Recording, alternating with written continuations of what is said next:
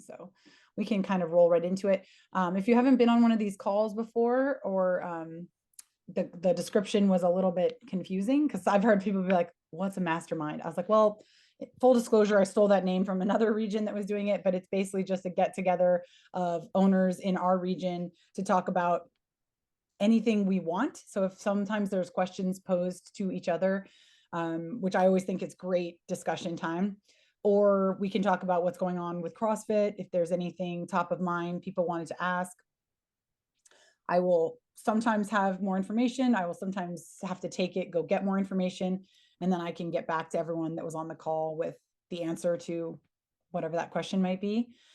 I've had some people send in questions before, and that has been like a topic we've covered. But I was thinking, if first of all, I'll just open it up. Does anyone have anything they want to talk about right now? You might not want to be the first one, but if there's anything someone was excited to ask other affiliate owners about, get some perspective on, feel free to come off mute and chime in, and I'll give you guys more opportunity if you're like, I don't know. Did you have something, Adam? Kind of. Yeah, I mean, I don't know if this is like the great time for it, but on your podcast, you guys had Jay on, and he was mentioning something about maybe doing like a collective marketing effort. And then there was like some talk about that.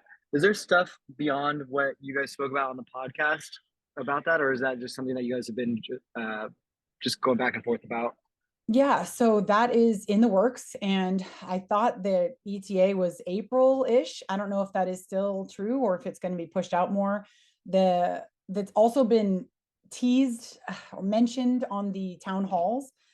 I went back and watched some of the clips on that, and I was sort of left more confused than anything. So it doesn't mean that it isn't happening. It's just more of that maybe it wasn't the most clear explanation. But what I'm understanding it to mean is that our marketing team is going to be rolling out sort of like a kit or like a how-to. They're going to have Canva templates for affiliate owners to access for free, of course, and you'll be able to populate it with your own information, your logo, your I think depending on what they are, you could include pictures from your own gym potentially if the stock imagery isn't what you wanted to use, or change the wording. But they're going to have curated templates, and the goal being not that you have to use them, but that if we have sort of an organized assault on in terms of marketing, and all affiliate owners are doing similar messaging, similar timing, versus what it's always been, which is you kind of have to watch the CrossFit and the CrossFit Games and the CrossFit affiliates Instagrams and see what comes up, and if you want to repost it or not, and does it fall in line with what you're currently posting or putting out to your members. And so instead you're going to see weeks down the line what's coming down the pipe and what our marketing plan is going to look like and how you can participate. So there could be a timeline might have shifted on that because we recently hired Jenna. So I'm not sure if they're working her into it and getting her take on it before it releases. But then Ozia got to spend some time with Jenna recently, who's our new CMO. And I don't know if they're like, let's get her eyes on it, or why that's not out yet, but it's coming. At the affiliate summit this past weekend, they announced that it will be the first rollout of marketing packages for affiliates will be out by the end of this month. Perfect. So they talked about it in a little bit more detail at the summit and that it is coming.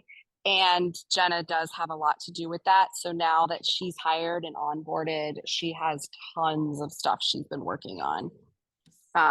But they said the first drop should be last week of April. Awesome. And then are they going to eventually have like an agent, like a recommended agency where like there's, pooled ad spend or something that, because I think they kind of talked about that, or you guys talked about that in the podcast, how maybe CrossFit's going to spend like X amount of money on marketing. And if we wanted like a more localized effort, we could hire that agency, piggyback off of like that dollar amount and contribute some of our own dollars for local marketing. Is that still a thing? At the summit, they were talking about the spending, like ad spend, and how they were going to coordinate it with local markets and things like that. But they didn't mention anything about a specific agency, but they did say that they're starting to put a lot of money into paid ads. But Katie might know more about that than I do. I have not heard an update on that, but I have a meeting with Jenna tomorrow. So I booked as soon as she got hired. Zia got to be one of the first people to chat with her, because being that she is someone that was hired outside of the CrossFit space, right? She's doing CrossFit, but she wasn't actively part of the community prior, which I know initially a lot of us are like, but understanding that a lot of people that haven't necessarily have as much prior CrossFit experience as the rest of us can still bring a lot to the table. So she's actively training at a CrossFit gym in Southern California, is really enjoying the community, but also is admittedly new to how things work. So one of the first things our executive team did was say, get on with the affiliate council, who Zia is one of the members of, and start talking to an affiliate owner and understand what they're doing and what they need from you. So it was one of her first points of contact. Wasn't even necessarily inside the company. It was actually an affiliate owner. It was one of you. It was Zia. So they got on the call, they chatted, and they've since got to meet up again as well. So I reached out to her and said, I'm the affiliate rep in your region. I'd love to get a hold and chat. And so we put a call on the books for tomorrow. So if there's anything specific, Adam, I'm writing down what you just said, but if there's anything else specific you guys would like me to ask her, it is a bit of an introduction and she's brand new, right? She just had her onboarding and she's getting her feet wet, but that doesn't mean you can't have direct questions about what you hope to see, when, timeline, things like that. And I can at least get that on her radar. But yeah, so because I have not heard an update on that is the final answer on that, Adam. So ad spend.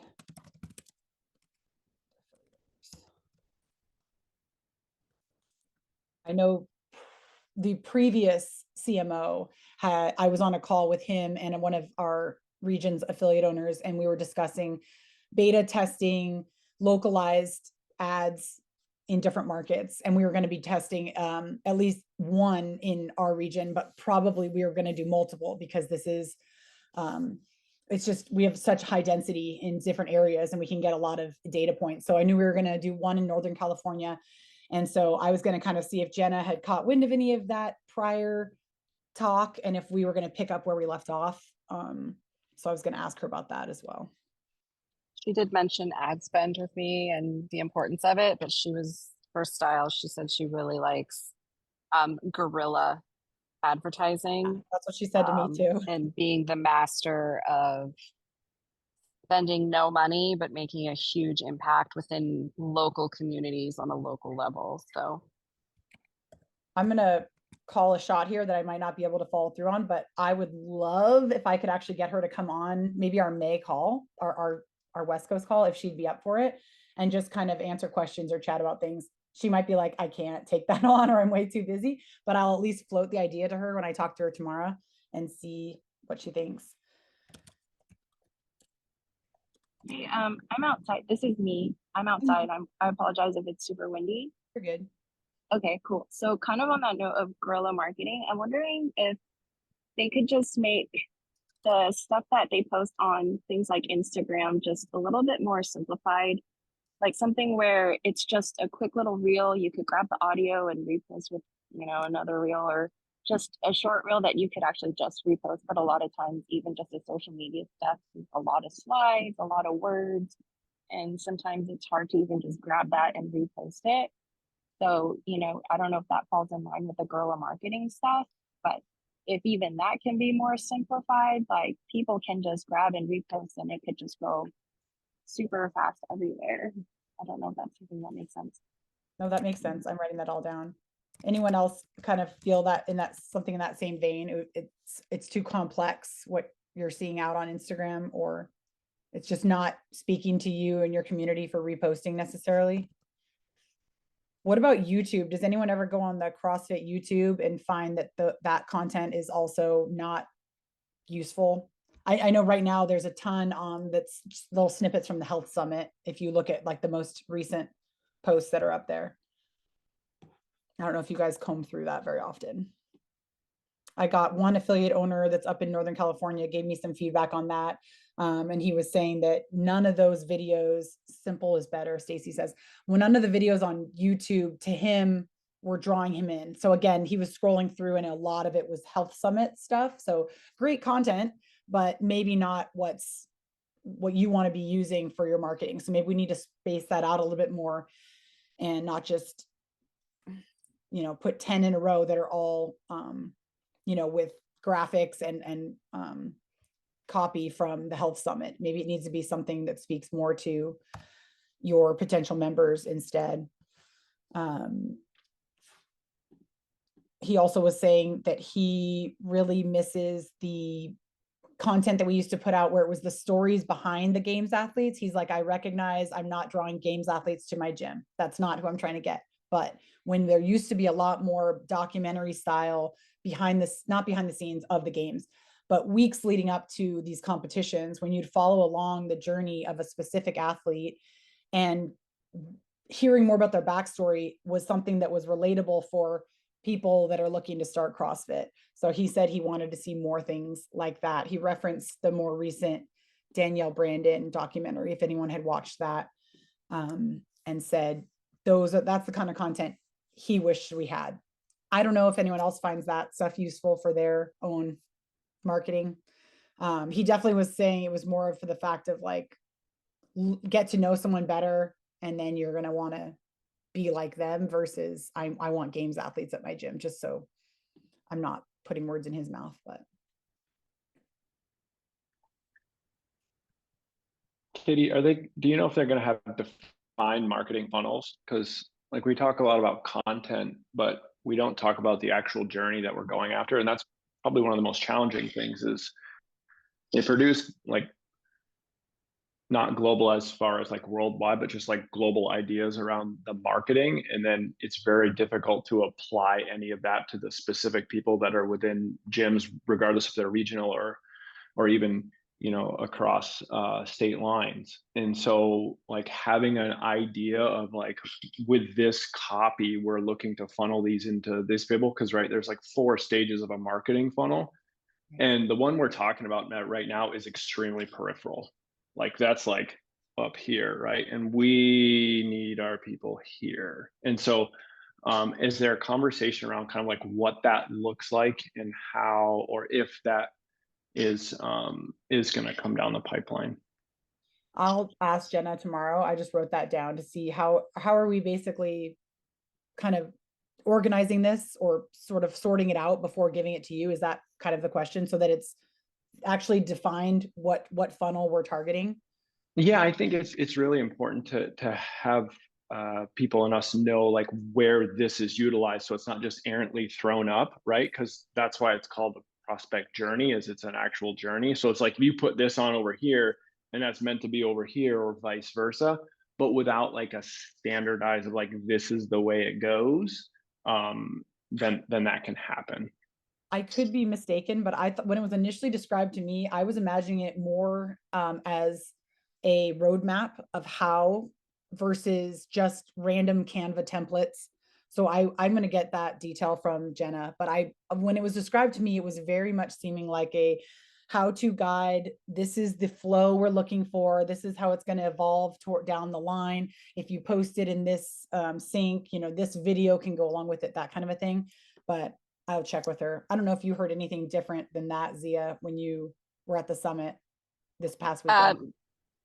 I mean, they definitely talked about having a clear and concise marketing plan that affiliates will be made privy to. And then my lunch with Jenna last week, she also talked about not just posting stuff that we find just cool for that week, but like having a marketing forecast and that including the affiliates in that.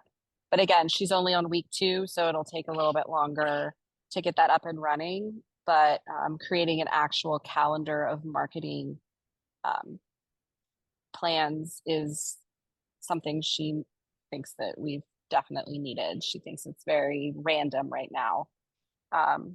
So I know that's definitely something she wants to do, but she doesn't know how quickly she's going to be able to implement it. Sure.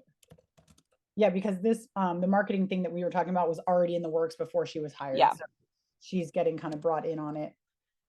And maybe even contributing at this point, and maybe that's why, because at least it's still April. They did say April. I just don't remember if they said early April, and now it's going to be end of April. But end of April is what they said at the summit. But Austin said, don't hold him to it, but end of April, unless something catastrophic happens. All right, I'll see if I can get that a little more firmed up tomorrow.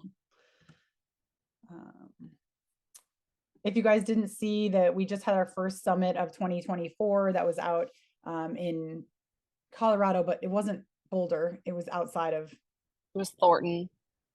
Colorado. We've announced our date. Well, I haven't put it in our newsletter yet. I'll send that out in hopefully this week, but we are going to be doing the West Coast Summit in San Diego at Invictus on September 14th, 15th. And it's pretty much on the, oops, where we go? Sorry, the 13th, 14th. I think someone posted 14th, 15th. It's the Friday the 13th to Saturday the 14th. So pretty much carve out the 14th as the day. And then the Friday the 13th, it would be more of like an evening check-in, optional workout, happy hour. If that changes, then it would be, I don't think that's going to change. Anyway, I'm meeting later in the next couple of weeks to finalize that, but that's my plan, is that the Friday would be more of like, you can arrive Friday and check in the evening. And then Saturday would be the all day, ending late afternoon, early evening, Saturday, the 14th of September. And it'll be down in downtown San Diego, so close to the airport, close to lots of hotels, stuff like that. We'll get organized with things like the content that we're going to be delivering, and it's going to be free for affiliate owners. There will be a charge if you want to bring anyone with you, spouse, manager, business partner, head trainer, that kind of a thing. There'll be different tracks that you can experience. So the owners can be on one side getting content that is specific to them. And then head trainers, managers, people that do more coaches development kind of thing can actually partake in a different track and sit in on the lectures for that. So there will be a little bit of a split schedule happening Saturday so that we can cover a lot of bases and make sure that everyone is getting what is best for them.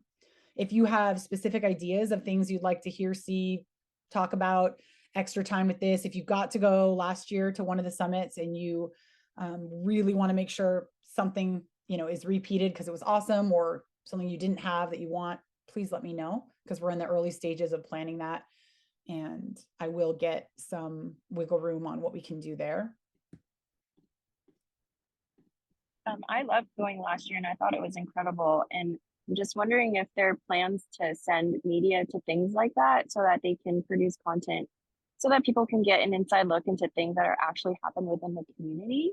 I think that would really be, I don't know, a way to get people fired up, like, hey, affiliates are getting together, the leadership's getting together and pouring back into the affiliates. And I feel like that would really be impactful for people to get an inside glimpse. And I don't remember if they got any media from the last one that I went to.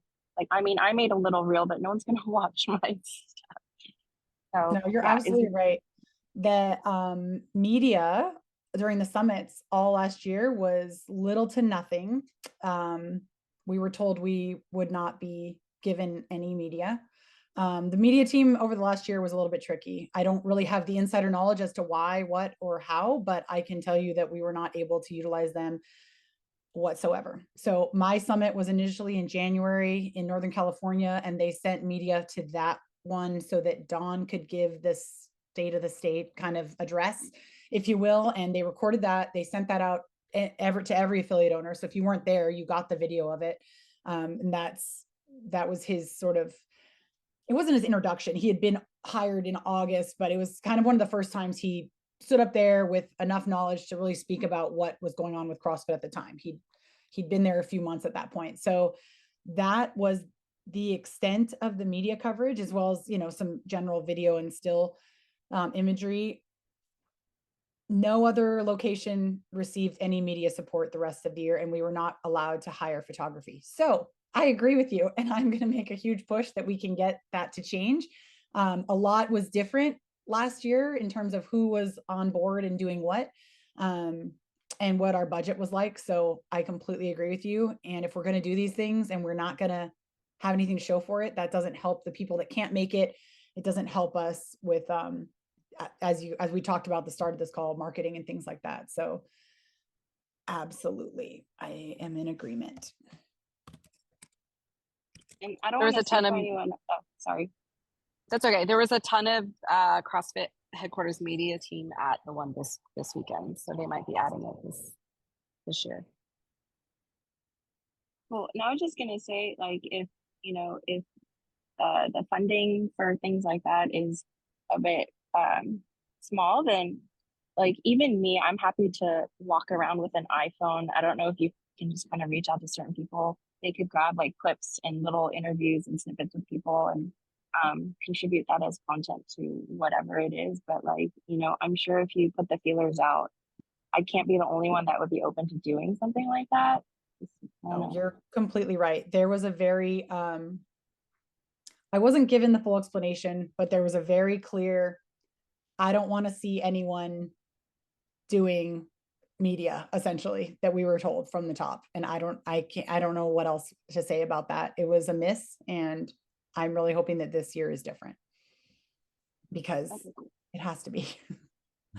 So I'll talk about that on our meeting planning it.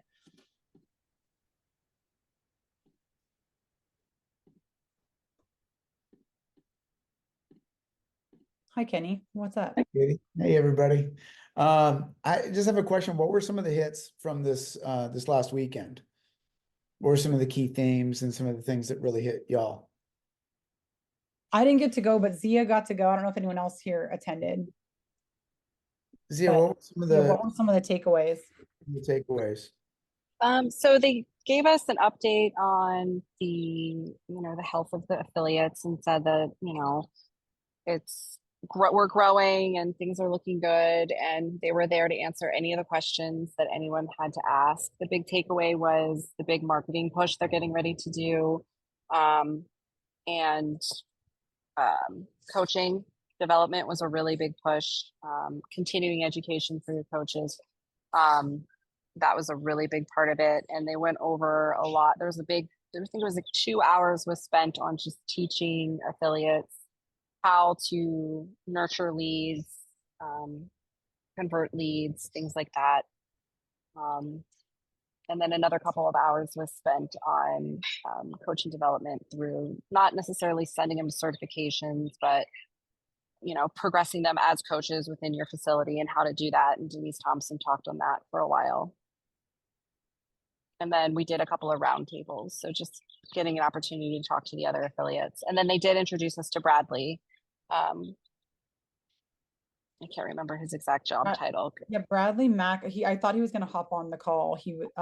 He's been hopping on different calls to kind of get his feet wet. So he works under Jay in the affiliate team. I'm not quite exactly sure his area yet. I think he's going to be attacking different projects that help with growth in the affiliates. So he's really learning the affiliate model. To be honest, right now, he's sitting in on a lot of affiliate calls, these roundtables that we're doing, so that he can hear what affiliates are going through, what they're asking, what they're looking for, and get a better understanding of it. Because I think everyone can agree that it's really unlike any other business. I mean, if you look at other just in the fitness industry, no one really runs things the way affiliates do, and no major company has affiliates in the same way that we all do. And with the international piece, it just makes things even more complicated, because what they're always complaining about and needing is completely different than what all of you are needing. So as far as I'm understanding it, he's really still just kind of taking it all in. And I think he got to attend the summit to do just that, to really listen to affiliates and find out what they're saying and how he can help. Well, a couple of things as I'm listening. So what I'm hearing as sort of a frame for today, like the big hit for me is like there's a larger conversation going on in and around marketing, and those are both from the gathering last week and also Katie, how you opened today, if I'm understanding sort of correctly. And within that, if I'm to give feedback to y'all, and I'll be talking with the leadership next week as like part of a old school something or other deal. And I'll voice this as well. And I've had good conversations with Don and Nicole semi recently. But I think Daniel was kind of hinting at this earlier. I think, the thing that like I'm really stoked about on one hand is, hey, look, HQ is going to offer some structure on the conversation of getting people into the gyms, which is amazing. Like, thank you. Thank you. And I think subtextually what Daniel is saying, and I just kind of want to dive a little deeper into, that is so layered. And, Stacy put in the chat, simple is better. And I couldn't agree with any more of that. And what I'm about to say, I feel is somewhat complex because of the stratospheric randomness of where everybody is as far as their marketing and the communication.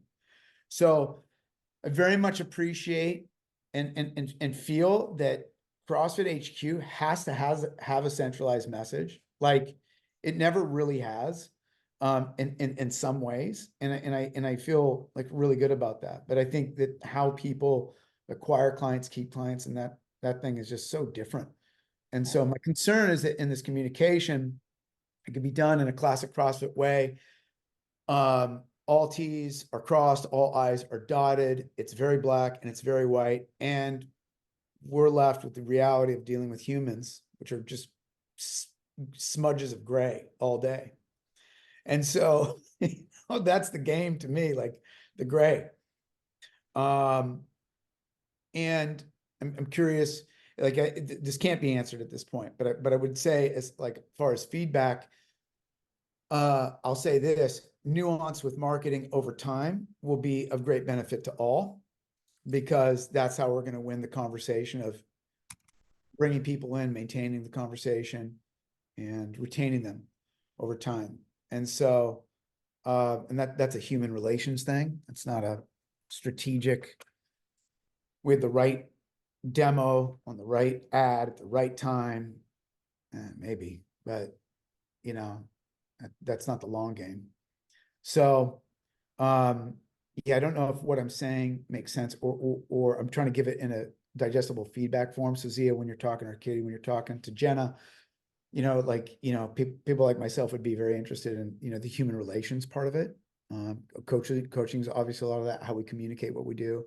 But I also think the tonality of what the CrossFit messaging has to be such that every person can understand, and the person who has been doing it for 15 years can also agree with. And that's an interesting marketing challenge. And there still has to be some, I don't know, there still has to be some essential grab there that combines both populations, those that don't know and those that do, and that everybody can believe in that from both sides. So that's an interesting sort of challenge. And I have thoughts on that, but keeping it simple. Yeah. Yeah, agreed. Mm. Mm. Well, I took some notes on that. I wonder how much of that is, I mean, I think I agree with you. This is definitely not my area of expertise, so I don't want to come off with any kind of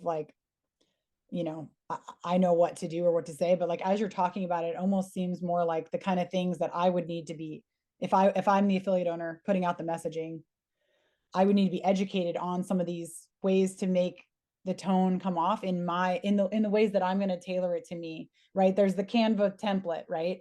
Or whatever it may be. I think there's going to be a variety of media that comes through, but there can't just be one singular message that's released each week that checks every box for every owner across 10,000. And I think everyone knows that. So then maybe there needs to be some sort of, maybe the map is guiding the owners to, how do you filter this for your demographics? Because you have multiple, every gym has more than one that they're kind of targeting, I'm sure. And I agree that the messaging is going to have to improve. And also, at the same time, how much can we provide guidance so that you can also tailor it to your specific group? Because as I'm talking to the affiliate owner in San Francisco, and she's got a rotating door of members coming through. She's got I think she's got 1 or 2 pre-COVID members at this point, because that city has just been a mass exodus. And I'm sure other people in other areas can relate to that.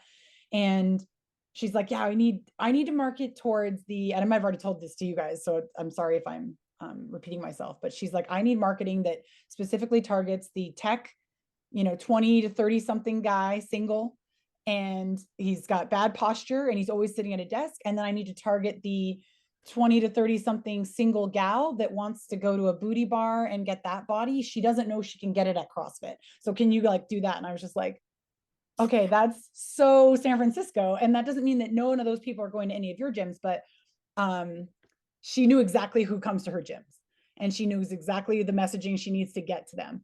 And so no CrossFit ad is going to completely get everyone's, box checked. So that's where I was kind of like, wow, you might. I hear that. I hear that, Katie. I don't know.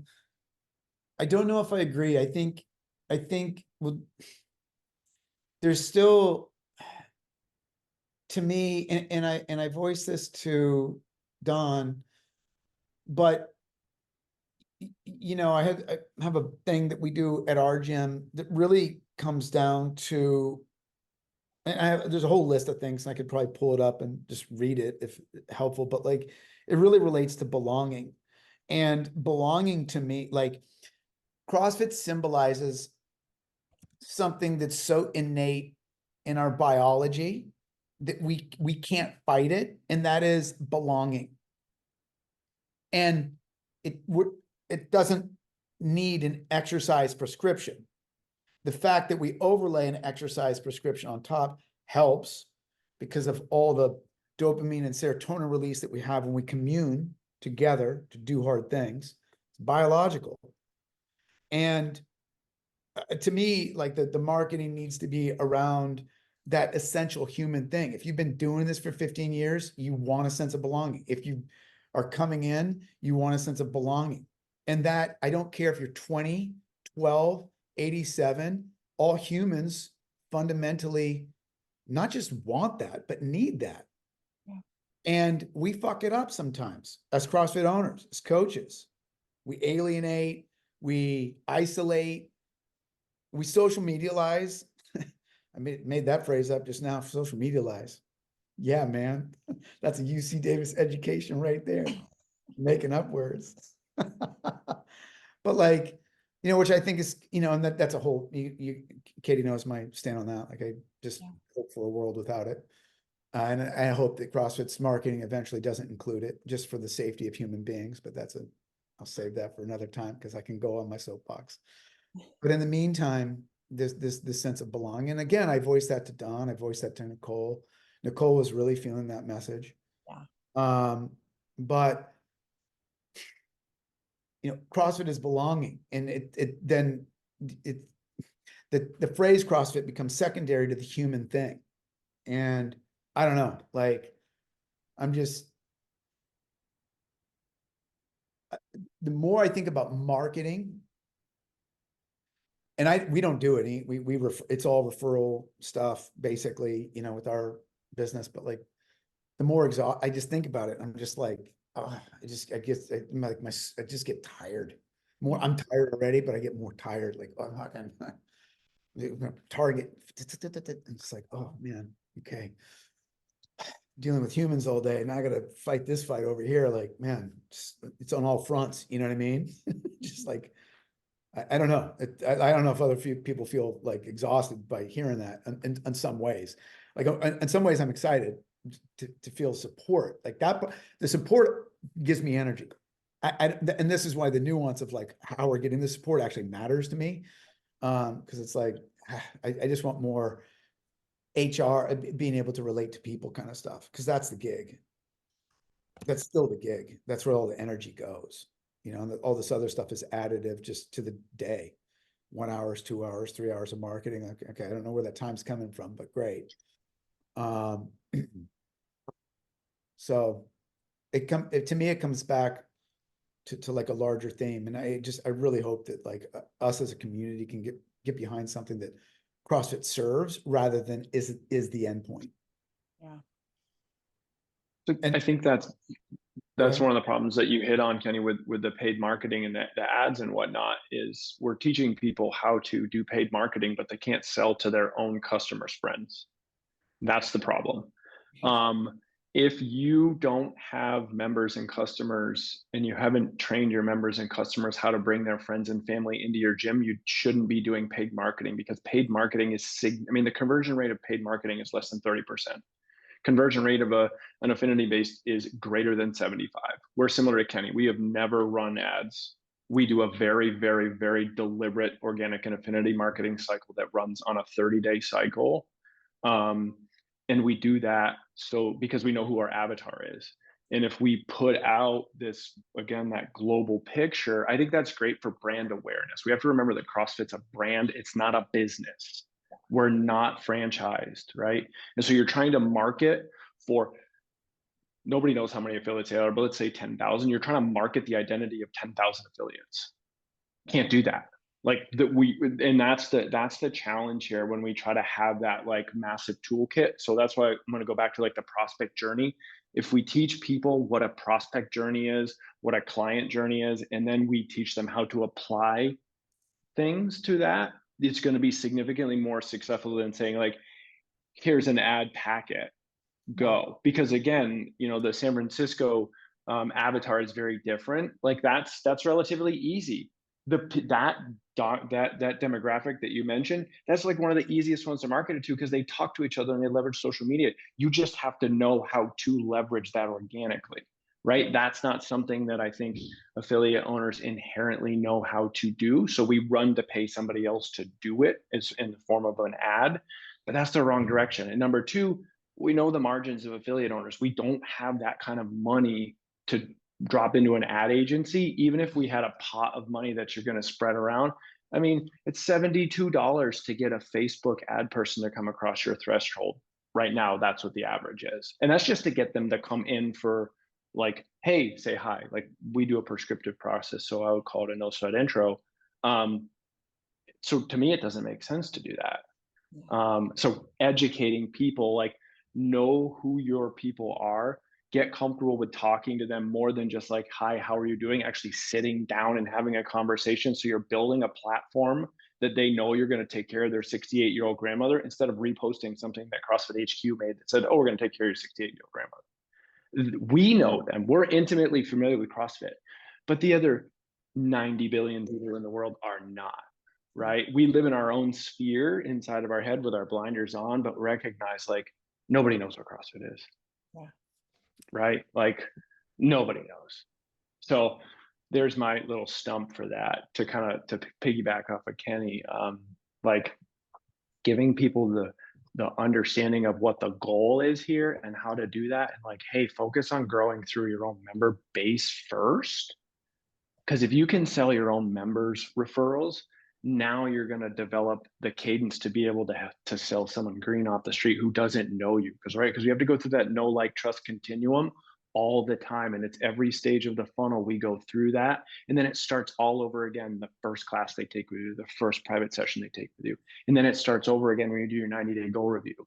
And then it continues to start over again. It just builds and builds and builds. And now we have an organic and affinity marketing funnel that works. But anyways, that's where I think that I would go. And that's kind of why I was really excited about Jenna. What she had to say when I talked to her is she was very much like, it's all in the organic marketing, the guerrilla marketing on a local level. And she was able to articulate that after just a week or two of just like, the bang for your buck is going to be in the organic guerrilla marketing. So I'm excited to see what she has to say or, suggest for the affiliates coming down the road. Yeah, definitely. So am I. I've taken a lot of notes on this, so I'm going to be able to talk to her basically immediately. Not to say that everything is going to have answers, but I at least can find out more about what this marketing kit, I might not even be calling it the right thing, is going to be formatted like, and what the thought process is. And then if it's not tailored kind of the way you're talking about it, Daniel, and some of your kind of high level stuff, Kenny, then I'm hoping then she can take that back and being like, okay, 2.0, how do we really want to go about this? If she's not able to influence where it's at now, which I'm thinking we have elements of this I just unfortunately am not in the know about exactly what was in it. We weren't given a description more than what I've given you guys, unfortunately. But everything you guys are saying makes total sense and it's great. So I'm gonna make sure she gets it. And like I said, I'm gonna invite her if she's able to come on and talk to you guys. If that is able to happen, I'll give everyone a heads up because I know not everyone can always make the time, but might be able to move things around if you know she'll be able to be on the call in May or June. So I will give everyone a heads up if she's available.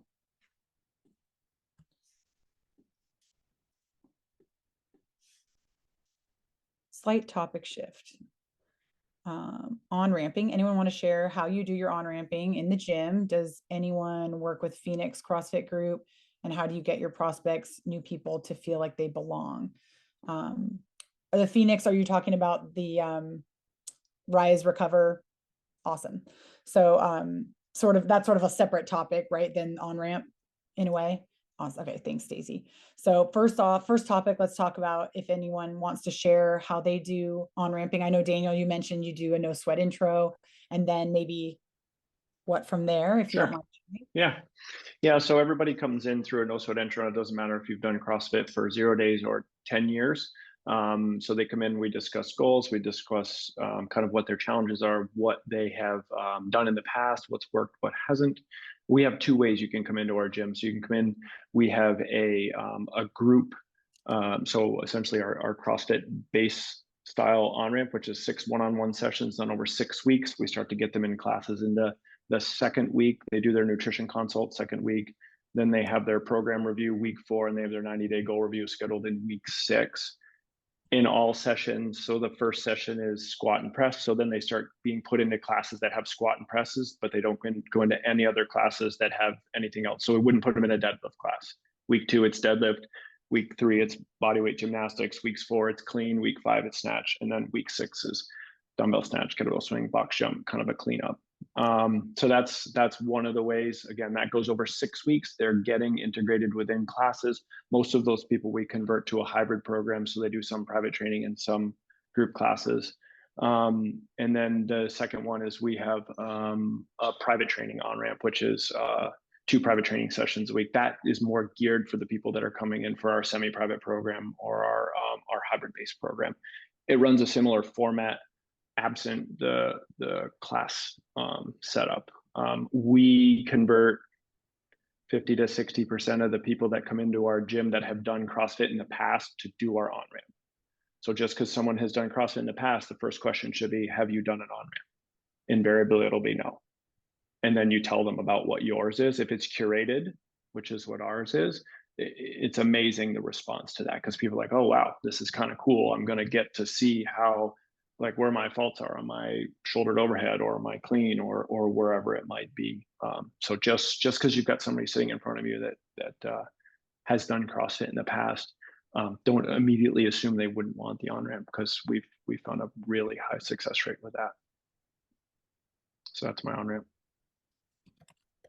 That's awesome. Anyone do any variation on that, slightly different, that they'd be wanting to share, just for perspective? Yeah, Kenny. Yeah, so similarly, I mean, we really sort of bias like personal training before people go into group classes. But it's not always necessary. And sometimes we get some former CrossFitters or people who've been doing like this stuff for a while. And really it's just a cultural thing. Regardless, they do meet with the coach at least once or twice. Our coaches have autonomy to make the decision. So, and the decision is basically this, because we have a revenue share model.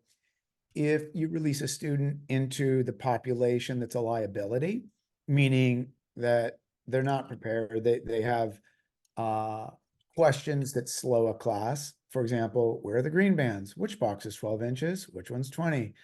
Why is the green bar different than the blue bar? You know, all the, like those 5 questions alone can take a coach, 2 minutes to answer, and that's 2 minutes of degradation to the overall actual coaching. And so, those things need to be, taught and addressed prior to, so if you know, it's a kind of a binary heuristic that we use, which is, you know, are your students going to contribute to the well-being of the class or contribute to the frustration of it? And it's sort of like, you know, that they will or they won't do one or the other. And so you can release them into the class if they're going to be additive. You don't release them into class and you keep them in privates until they can be additive. And that's the general principle. Are we always there? No, sometimes we miss the mark both directions. Sometimes we hold somebody back too long, and sometimes we release people into the wild too soon too, and they don't have their legs. So, but the coaches have my trust and autonomy to make those decisions. And most of the time it works much better for them to spend some time one-on-one with them. And that can be very extensive. There are people that have been doing private training for, you know, 2 years before they go into their first class, but then they become only class students, you know, so it's a mix. We have hybrids and all that kind of stuff, but I find that to be, but also we've spent the time developing the staff to be able to be competent to handle that decision. Like I don't have to intervene on any of that. They're the ones making those choices, and they're very capable of making those choices. So that's an important distinction. Yeah. Daniel, me was asking, how much is your 6-week price point, if you don't mind sharing? Yeah, sure. The one for group class is 500 and the private one is 900. Awesome, thank you. Follow up that Stacy had also put in there. Does anyone utilize the Phoenix program, the Rise, Recover, Live? Is that what it is? Rise, Recover, Live. It's basically partnering with the Phoenix and allowing members from their addiction recovery program to attend your class for free. You don't have to add a special class to your schedule. You would just convert, if you want one of your existing classes, you can add its own class, but many people do it where there's regular members of the gym attending as well as people from the Phoenix program. And you just have to dedicate a little moment at the start of the class to speak on behalf of the Phoenix. They kind of give, there's a little bit of a education that they give prior to hosting these so that you know what to say about, and just kind of a little piece on recovery. And the big partnership there is a lot what Kenny was talking about, you know, having a place to feel like you belong. So there is the benefit of the physical CrossFit exercise, etc. The Phoenix program does all different kinds of exercise. So they're not exactly CrossFit. They are a program for recovering addicts, and they utilize many different fitness classes and avenues. So, you know, they'll go on group hikes, things like that, but they have partnered with a lot of affiliates to bring that in. And if you haven't talked to anyone that does it, Stacy, I can shoot you some contacts to hear from people that have it in their gym. And I also interviewed on Instagram, so it might not be the most fun to watch because you have to watch through the Instagram, but I interviewed one of the employees, one of the people that works for Phoenix, about how it works and what's the lift on the part of the owner and what's the lift on the part of their trainers, and is it, you know, how much is it a hit in terms of cost to the gym or anything like that. And he addresses all of the questions, so you can make a educated decision on that. But the people that I know that use it in their facility are because it's a cause that's close to their heart, you know, for whatever reason, personally or through friends and family, where they really want to partner with someone in addiction recovery.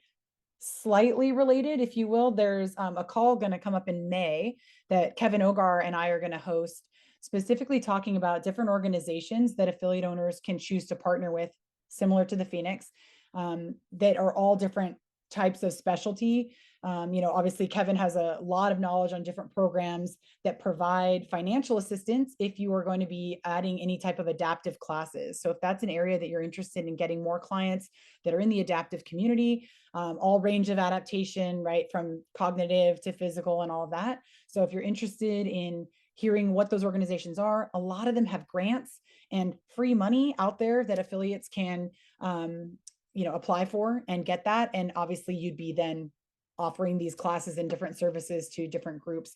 Other groups we were going to talk about was sort of like the juvenile, so, you know, delinquent, if you will, youth, the veterans, you know, veteran in recovery, all different types of organizations that are out there that provide financial assistance and grants to facilities that will provide a service for them. So often I've talked to owners that have are drawn to a specific area because of something personal to them. Like, I really want to work with troubled youth, you know, that's just something that's close to me. And so I want to offer a class, and I know that they're not going to be able to pay for it. How can I do this without breaking the bank? And so there are a lot of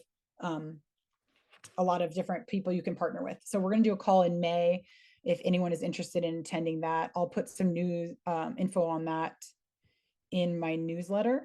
I was going to see if I could just grab the date for anyone that wanted to know, but you'll have to sign up like you always do, like you do for this call as well. But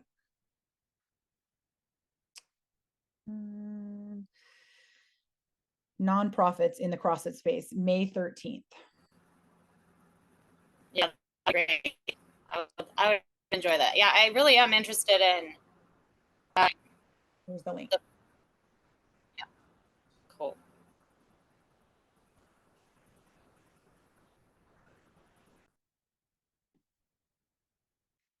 Job board is still in the works. Me, you're not the only one. The affiliate owner that was talking to me about some of the games documentaries was also asking about the status of the job board. I will get, there will definitely not be an ETA, but I will get an update on where they're at, because I think it's a monster of a project, because the last I heard about it, they were still trying to figure out in what format should they even make this? Like, how is this even going to work? There was talk about buying an existing one. I think I've told you guys that before, versus starting our own from scratch. The last I was doing, I had sent 3 or more affiliates from our region directly to the product team as sort of like a market research, people that were really passionate about this, which is almost all affiliates, I would say, and get them in front of our head of the product team so that she could ask questions and work through she understands the need, you know, the need is for trainers, but how would you go about that? You know, what's your thought process? What would be the most useful and user friendly? The owner I just talked to was saying, you know, what if there was a way after finishing the level 1 that a trainer or level 2 that a trainer could just opt in to be a part of a job board, essentially. So there would be, if they're not interested, they don't have to be on that list or exposed to those job postings, things like that. But currently it is in progress, but I will reach out and get some more information. Or if anyone has specific things they want on that they want to share with me or directly with the product team, let me know, and I can get you guys either in front of them or pass it to them.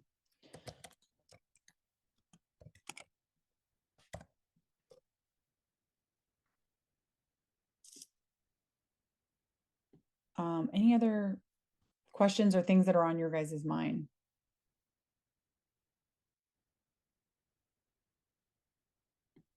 All right. There will also be, I would love to collect info on, we don't have to do it now because it's 5 minutes and you're going to let you guys go, but info about how the experience of the Open was this year.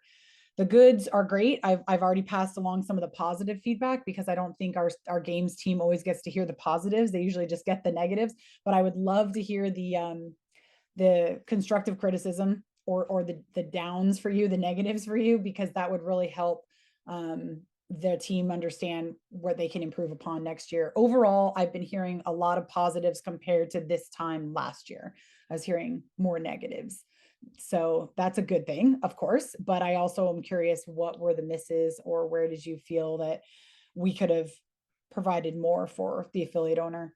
And I'm arguably even more curious about the same question following quarterfinals, because there was a lot of people that I talked to that were frustrated that there were going to be more quarterfinal finalists added in, more members that could participate, and that was going to be an added headache.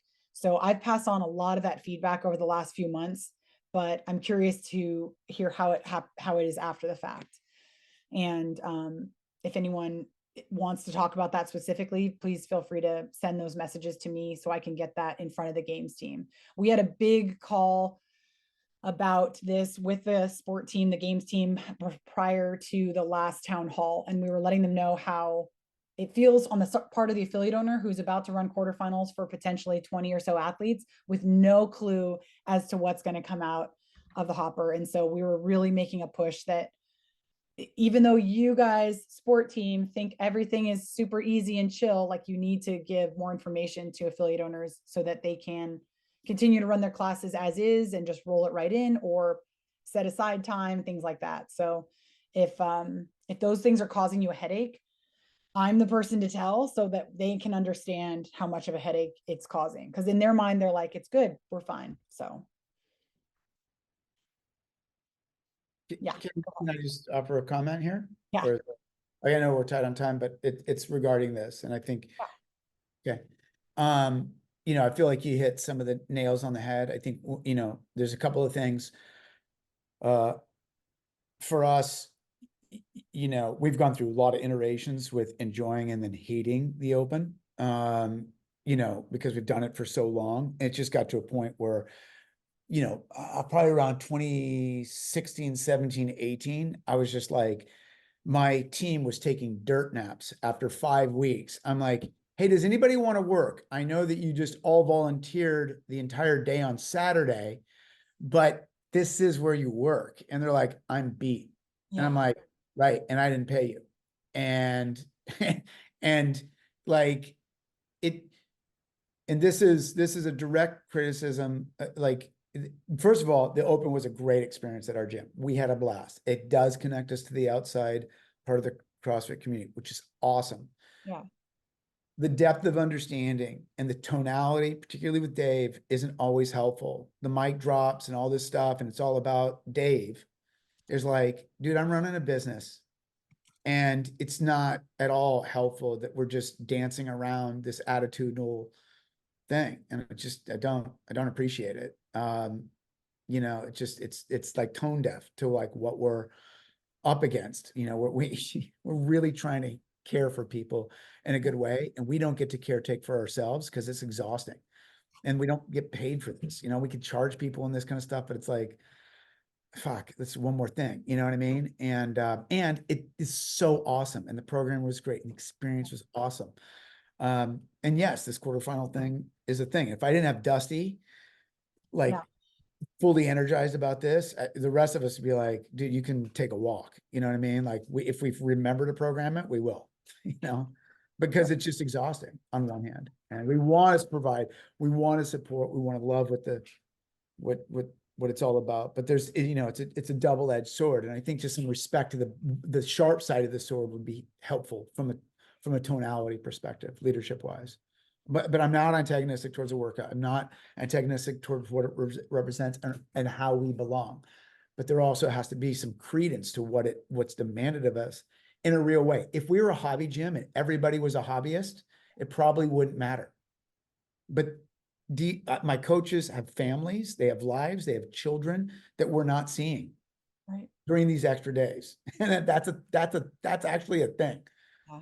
And so because HQ wants to, because it's a sport that my customers don't really care about, like, that's also the reality for the, you know, the vast bulk of the 10,000 gyms. Like, the majority of people who go to CrossFit don't actually care about the games. No, they just don't. Not even as a form of entertainment. They don't. And that's the reality. And that's who we're serving. And we need energy and time to serve that. And the games, it can be a really great tool to bring awareness. But I have more on that I can share later. But thank you for bringing that up. Yeah, it's a real thing. I mean, I think it was a little hard for the sport team to hear this. Like, the wording I chose from the mouths of many affiliate owners I've talked to was that I like the open for what it brings, but you have to understand the burden that it puts on the gym, the entire gym, as in terms of the staff and the owner. And the same with quarterfinals. And by, you know, the options are either I don't run the quarterfinals and then I'm screwing over my members that qualified and are excited about it, or I do and I'm worse off for it. I'm exhausted. My staff is exhausted. Everything's, you know, I've lost money, I've lost time, whatever. And so the way I translated that to the sport team was, we're essentially asking the affiliate owner to run the first 2 legs of our competition for us. Yeah. For free. Yeah. Yeah. And with a smile, you know, and so that we need to acknowledge that we aren't gifting them that. Yes, the open is can be hugely beneficial. And I think we're trying to gather more information. Everyone's going to do things a little bit differently. And it's not about having everyone do it the same, but seeing like, where can you actually, you know, grow your community during this time, or actually make a little bit of money without charging your members necessarily, and things like that. I talked to one affiliate owner, which I might have told you guys about, that got sponsors, local businesses, to take care of a lot of the cash flow there. And then they were able to pay their coaches and make some money off of the open. And so little things like that, that not everyone's going to want to do, and that's okay. But I want us to come out with more how to help the owner, instead of just assuming that we're gifting you these 2 events to run. Where you're doing it for us so that we can have the later competitions, right? We don't have a semifinals without a quarterfinals. So we need you guys to do it. And I think that was something that, I won't say they didn't know it, but I tried to word it in such a way that there is a burden element to this as well. Yeah, and I think that it can feel burdensome if it's an outside thing in, you know, it's time to do it. No matter what's on your schedule, it's time for us to say that this is the time. It's like, okay, you know, just, you know, like a dog swallowing a pill. Yeah. Okay, got it. Oof, oof. I saw me just put a comment about kind of a nudge for the elite athletes and the training camps. Well, elite athletes to attend the level 1, and then training camps to be affiliated. I don't know that we will be requiring training camps to be affiliated, but I actually been having this conversation. I had a conversation with Zia a couple of times, and I'm of the same mindset. Like, you know, a lot of people are talking about like, get the celebrities that are out there doing CrossFit to say they're doing CrossFit. I'm talking about like actual celebrities, and that are, I mostly think of LA because that's where I started. And I know that there are tons of celebrities that are doing it, but they don't talk about it. So people are like, get them to say it. Yes. But before that, we can't even get our own athletes to say it on a consistent basis that are in the sport of CrossFit to say that they do CrossFit and that they're at a CrossFit affiliate. So I would actually argue that we should start there and get these pseudo influencer CrossFit Games athletes to be proud of the gyms that they're at, whether they're doing a drop-in or they're, you know, a member there or an owner. We see less and less of that affiliate or games athletes that are an owner.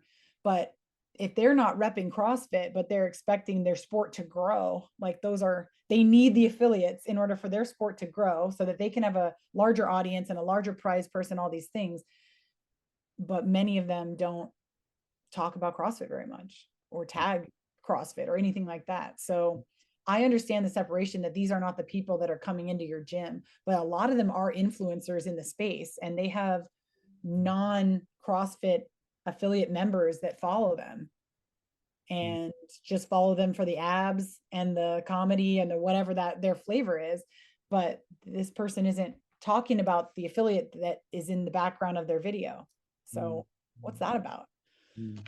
I don't know. I don't know that we can force anything, but I was hoping that we could kind of start that conversation a little bit more. On the next call, I was going to touch a little bit about semifinals because that'll be a couple weeks out.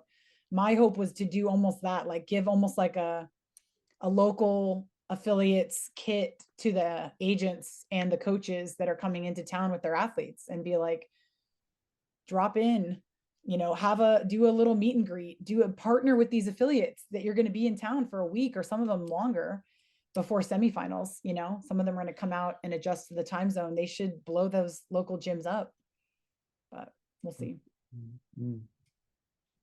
Anyway, thank you all for the time. I know we've lost a lot of people, but I'll see you guys all again soon, I'm sure. Thank you, Katie. I really appreciate you doing all this work. Thank you guys. Thanks, Kenny. Thanks, Chauncey. All right, bye guys.